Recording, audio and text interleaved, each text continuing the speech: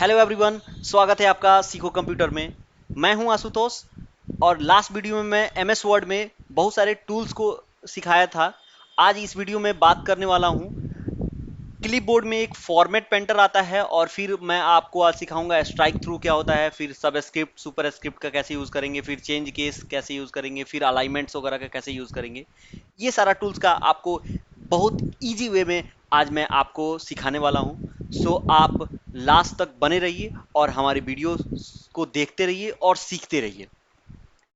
जैसे suppose that आप कोई भी हेडिंग वगैरह लिखते हैं, तो हेडिंग लिखने के बाद इसका फॉर्मेटिंग आप करते हैं। सपोज दैट मैंने हेडिंग लिख दिया यहां पे और इसके बारे में मैं लिख दे रहा हूं।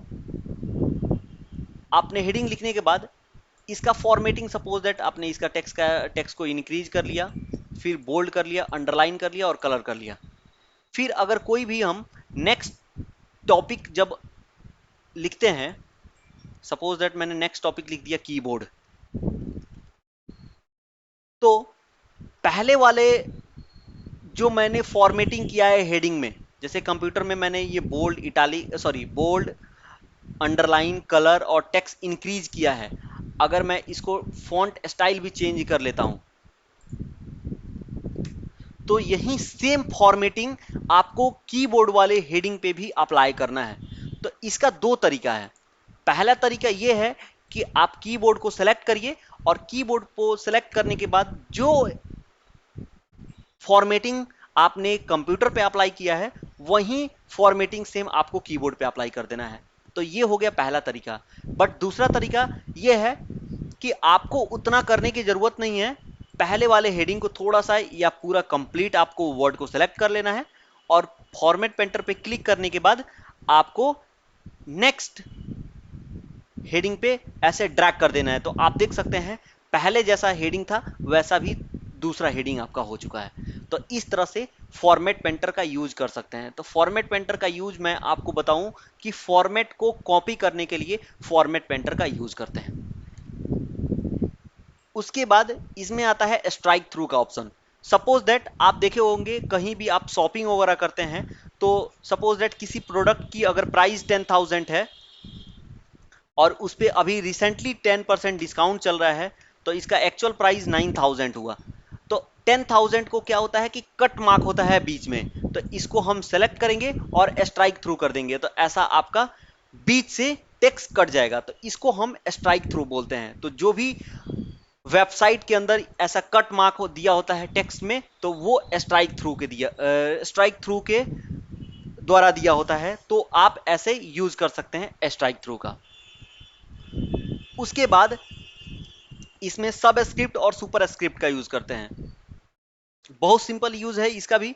आपको क्या करना है, ब्रैकेट को ऑन करना है। सपोज दैट मुझे सुपर स्क्रिप्ट करना है, तो पहले हमको कंप्लीट फंक्शन लिखते हैं। सुपर स्क्रिप्ट का यूज बेसिकली हम मैथ्स के फंक्शन में यूज करते हैं। जैसे a प्लस बी का whole square equals to A square plus B square plus 2ab। तो आपको क्या करना है, ऐसे पहले कंप्लीट आपको फॉर्मूला लिख लेना है, उसके बाद आपको सुपर स्क्रिप्ट अप्लाई करना है। करना क्या है, इसको हम 2 को सेलेक्ट करेंगे और कर देंगे इसको सुपर स्क्रिप्ट। तो आप देख सकते हैं सुपर स्क्रिप्ट हो चुका है। उसी तरह सारे में आपको टेक्स्ट को सेलेक्ट कर लेना है, ऐसे सुपर स्क्रिप्ट अप्लाई कर देना है। तो इस तरह से कभी भी अगर आपको मैथ के फंक्शंस लिखना होगा, टाइप करना होगा, तो आप सुपर स्क्रिप्ट का यूज कर सकते हैं। जी हाँ, सुपर स्क्रिप्ट का यूज ऐसे कर सकते हैं आप। जो नेक्स्ट है सब स्क्रिप्ट। सब स्क्रिप्ट का बेसिकली यूज हम करते हैं केमिस्ट्री फंक्शंस के टाइप करने में। जैसे आपको लिखना हो H2O, तो 2 क्या होता है, नीचे की तरफ सब स्क्रिप्ट में होता है। तो आपको 2 को सेलेक्ट कर लेना है और इसको कर देना है सब स्क्रिप्ट। तो आप ऐसे सुपर स्क्रिप्ट और सब स्क्रिप्ट का यूज कर सकते हैं।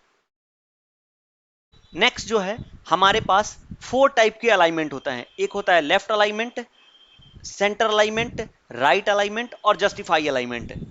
आपको एक चीज और मैं बताना चाहूंगा इस वीडियो में, कंप्यूटर सीखना बहुत ही इजी है, बहुत ही इजी।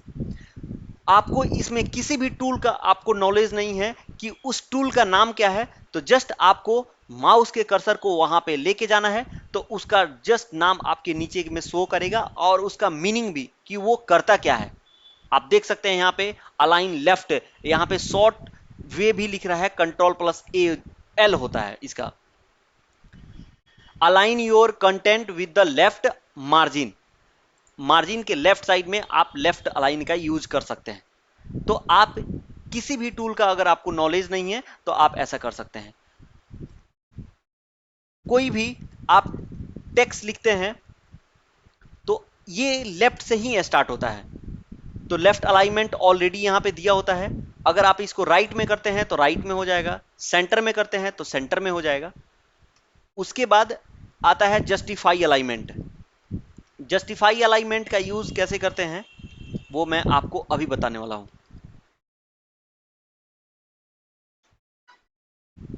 सपोज दैट आपने ये टेक्स्ट लिख दिया है, टेक्स्ट लिखने के बाद आप देख सकते हैं जब सेलेक्ट कर रहे हैं तो लेफ्ट साइड से पूरा इक्वल है आपका, ऑल लाइंस यहां पे इक्वल दिख रहा है, बट राइट साइड में ये लाइन इक्वल नहीं होता है। तो किसी भी डॉक्यूमेंट को, किसी भी पैराग्राफ को दोनों साइड से इक्वल करने के लिए हम जस्टिफाई अलाइनमेंट का यूज करते हैं। जस्टिफाई अलाइनमेंट जैसे क्लिक करेंगे वैसा ही आपका दोनों साइड से डॉक्यूमेंट आपका अलाइनमेंट हो जाएगा, दोनों साइड से इक्वल हो जाएगा। ये अलाइनमेंट बेसिकली हम न्यूज़पेपर में आप जब देखेंगे, न्यूज़पेपर जब आप रीड करते हैं तो जस्टिफाई अलाइनमेंट का यूज होता है। बहुत नोबेल बहुत सारे होते हैं उसमें जस्टिफाई अलाइनमेंट का यूज होता है। तो इस तरह से आप जस्टिफाई अलाइनमेंट का यूज कर सकते हैं। नेक्स्ट जो टूल्स है वो है चेंज केस। कभी भी आप जब कुछ भी टाइप करते हैं चाहे कुछ लिखते हैं तो इसमें 3 टाइप के केसेस होते हैं बेसिकली जो यूजफुल होता है। सबसे फर्स्ट जो होता है वो होता है सेंटेंस केस। सेंटेंस केस हम उसे बोलते हैं जिसमें फर्स्ट लेटर कैपिटल और बाकी सारा लेटर स्मॉल आता है जब तक फुल स्टॉप ना आए, फिर फुल स्टॉप के बाद फर्स्ट लेटर कैपिटल होता है, तो उसको हम बोलते हैं सेंटेंस केस। तो आपको जाना है चेंज केस में, सेंटेंस केस ऑलरेडी है, अगर इसको लोअर केस करेंगे तो सारा लेटर कैपिटल होता है, all letter capital sorry all letter small होता है लोअर केस में, और यहां पे अपर केस करेंगे तो ऑल लेटर कैपिटल हो जाएगा, और आप सेंटेंस केस करेंगे तो फर्स्ट लेटर कैपिटल और बाकी सारा लेटर स्मॉल एज यूजुअल जैसे था वैसे हो जाएगा। तो इस तरह से आप चेंज केस का यूज कर सकते हैं। तो इसमें आपका क्लिपबोर्ड सेक्शन और फॉन्ट सेक्शन आज पूरा कंप्लीट होता है इस वीडियो में। पैराग्राफ सेक्शन में मैंने आप लोगों को सिर्फ अभी अलाइनमेंट बताया है। आगे आने वाले वीडियो में मैं बुलेट्स का यूज बताने वाला हूं, फिर लाइनिंग स्पेसिंग का, फिर इंडेंट का कैसे यूज करते हैं, सॉर्टिंग का बहुत ज्यादा यूज होता है। तो आने वाले वीडियो में हम इसका यूज कैसे करते हैं वो मैं आप लोगों को बताऊंगा। सो आप हमारे YouTube चैनल को जल्दी से जल्दी सब्सक्राइब करिए और ज़्यादा से ज़्यादा शेयर करिए और हमारे वीडियो देखते रहिए, सीखते रहिए। Thank you so much for watching this video.